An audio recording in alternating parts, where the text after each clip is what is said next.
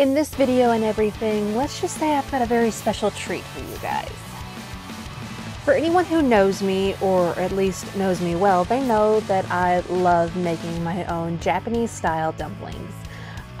They're good for a snack, they're good for a meal, they're just good all around. And over the past several years, I have actually perfected the recipe.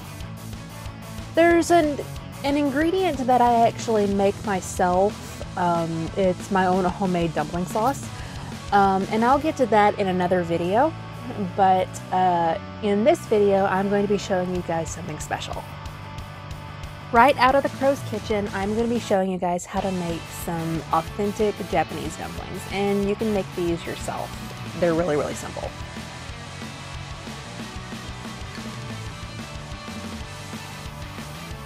This is Captain Crowing Author here at the Magic Library, and let's just say that I'm thinking that this is going to be the beginning of a very interesting series here on the channel.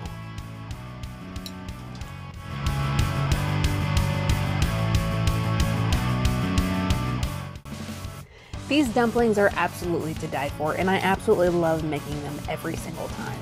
Specifically because they're something that I want to... I'm not sure how to explain it exactly. I love making these for people and with people. Anybody in my D&D group will absolutely tell you that I love making these. And I will also say that any people who I have worked with will also tell you that I've made these for them as well. And when I make these, I usually make hundreds. Well, actually, no, I can't say that. I think if I were to put a number around it, it would probably be maybe 80. It's somewhere in that ballpark. Maybe a little less. I am exaggerating, but I'm a writer, so exaggeration is key. So I'm going to show you guys what you're going to need. I'm going to show you guys basically how I fold the dumplings. And I may do another video that shows you, or I may link you to a video that actually shows you how to do the pleats and everything. But besides that, let's get into how to make these awesome dumplings. Wash your hands and head to the kitchen right now. There's a rule in my family that whenever we make dumplings, or at least I make them, I always have to use the dumpling filling to make more. So that's what I'm doing here. I don't know what it is about cutting up scallions, but it is really fun and therapeutic for me. That and also crushing garlic. So I particularly have a lot of fun making the filling just because of this. It's sort of a mystery of how I came up with this recipe. I was spending the night at my mom and dad's house, and before then I had never really had a thing for dumplings. I was just like, it was a mom and dad thing, just let them have it. Well, I woke up one evening and I was like, I could go for some dumplings. So when I drove on my way home, or back to the apartment that I was living at the time, I stopped by Walmart and I got the ingredients that I needed.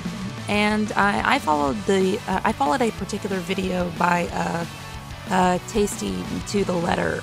Well, sort of. I as you can see, I don't use any cabbage here. But I was wanting to experiment, and I did, and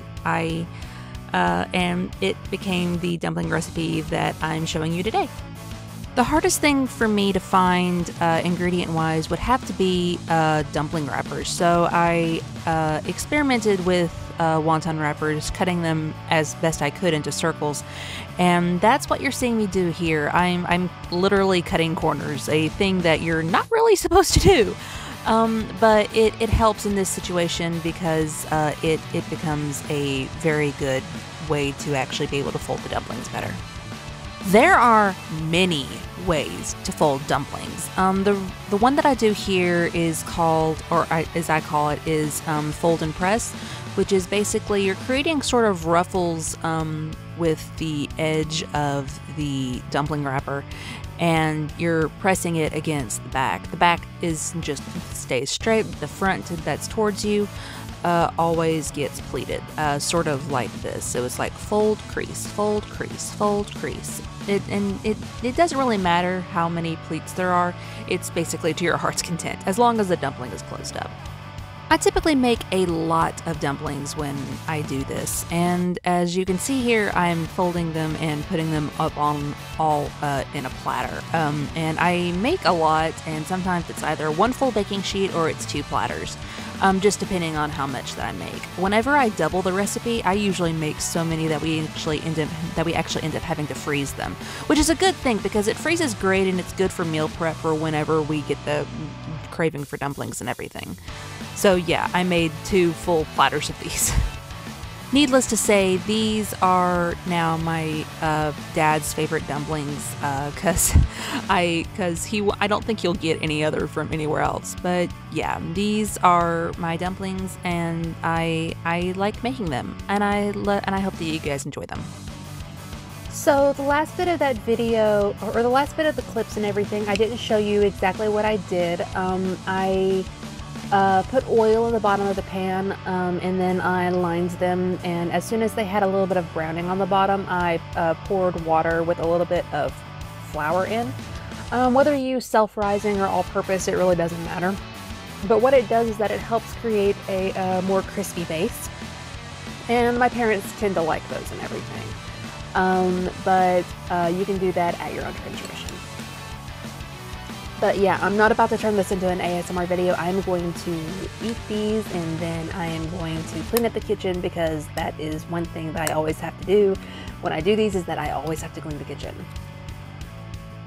I'll be doing another video shortly after this one, and I hope you guys enjoy this video. I hope you guys make your own dumplings, and I hope you guys share this with everybody. And don't worry about the dumpling sauce. I'll show you how to make the dumpling sauce in another video.